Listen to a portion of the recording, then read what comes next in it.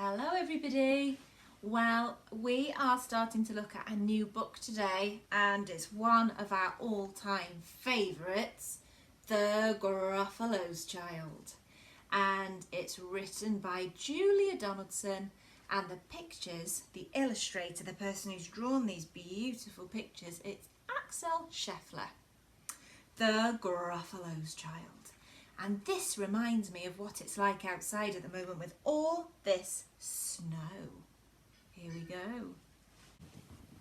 The Gruffalo said that no Gruffalo should ever set foot in the deep, dark wood. Why not? Why not? Because if you do, the big bad mouse will be after you. I met him once, said the Gruffalo. I met him a long, long time ago. What does he look like? Tell us, Dad. Is he terribly big and terribly bad? I can't quite remember, the Gruffalo said. Then he thought for a minute and scratched his head. The big bad mouse is terribly strong, and his scaly tail is terribly long. His eyes are like pools of terrible fire, and his terrible whiskers are tougher than wire. One snowy night when the Gruffalo snored, the Gruffalo's child was feeling bored. The Gruffalo's child was feeling brave, so she tiptoed out of the Gruffalo cave. The snow fell fast and the wind blew wild. Into the wood went the Gruffalo's child. Aha! Oh, a trail in the snow. Whose is this trail and where does it go? A tail poked out of a log pile house. Could this be the tail of the big bad mouse? What do you think? Do you think that's the mouse? Out slid the creature. His eyes were small, and he didn't have whiskers, no, none at all. You're not the mouse?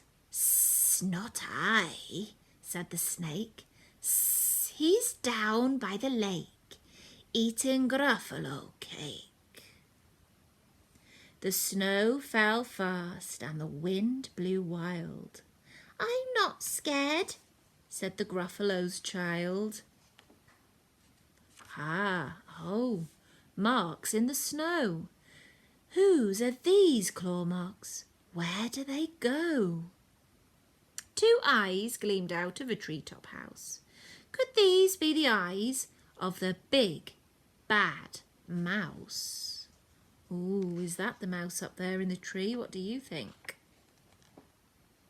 Down flew the creature. His tail was short, and he didn't have whiskers of any sort. You're not the mouse. Twoo, not I, but he's somewhere nearby, twoo, eating Gruffalo pie. The snow fell fast and the wind blew wild.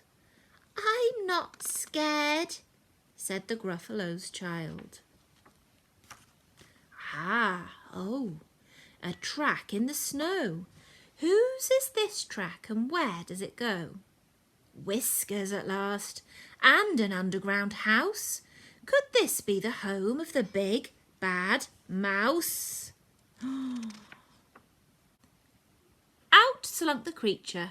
His eyes weren't fiery, his tail wasn't scaly, and his whiskers weren't wiry. You're not the mouse? Oh no, not me. He's under a tree, drinking Gruffalo tea. Oh, it's all a trick, said the Gruffalo's child, as she sat on a stump where the snow lay piled. I don't believe in the big bad mouse. Oh, but here comes a little one out of his house. Not big, not bad, but a mouse at least. You'll taste good as a midnight feast. said the mouse, "before you eat, there's a friend of mine that you ought to meet.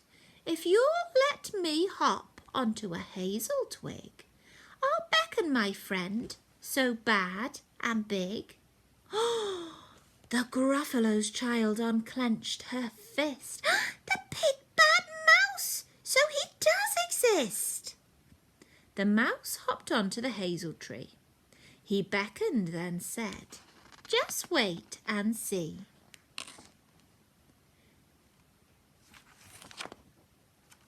Out came the moon. It was bright and round. A terrible shadow fell onto the ground. "Who is this creature, so big, bad and strong? His tail and his whiskers are terribly long. His ears are enormous, and over his shoulder he carries a nut as big as a boulder." "The big bad mouse!" yelled the Gruffalo's child.